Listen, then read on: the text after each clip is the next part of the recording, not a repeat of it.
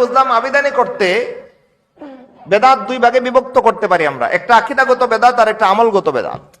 সর্বশেষ কথা আজকে বলে যাই, পারিভাষিক ভাবে বেদাতের কোনো তাকসিম নাই, প্রকারভেদ নাই, মনে রাখবেন।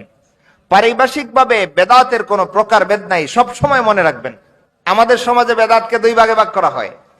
পারিভাষিক বেদাতকে কয় ভাগে ভাগ করা হয় ভাই? দুই ভাগে, বেদাতে হাসানা আর বেদাতে সাইয়্যা। আমি মনে করি এটা একটা মূর্খতা, এটা ইসলামের জ্ঞান শূন্যতা। কারণ কুল্লু শব্দের অর্থ বাজ নয়। কুল্লু মানে সব, বাজ মানে কিয়দাংশ। আরবিতে বাজ বা আইন দাদ অর্থ হচ্ছে কিয়দাংশ, আর কাফলাম কুল্লু মানে হচ্ছে সব। সব, এটার মধ্যে কোনো কিয়দাংশ নাই, সব। কুল্লু আর বাজ, বুঝছেন তো? শব্দ দুইটা খেয়াল রাখেন। এবার রাসূলের হাদিসে যান, সর্বশেষ কথা বলে যাই।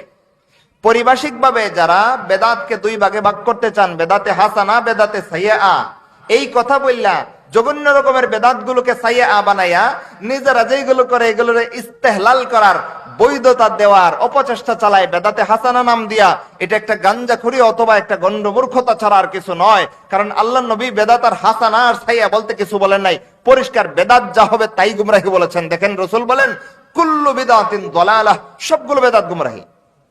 কুল্লু মানে কিয়দাংশ, কিছু বেদাত গুমরাহি আর কিছু বেদাত হেদায়েত, কইছেন রাসূল না? কুল্লু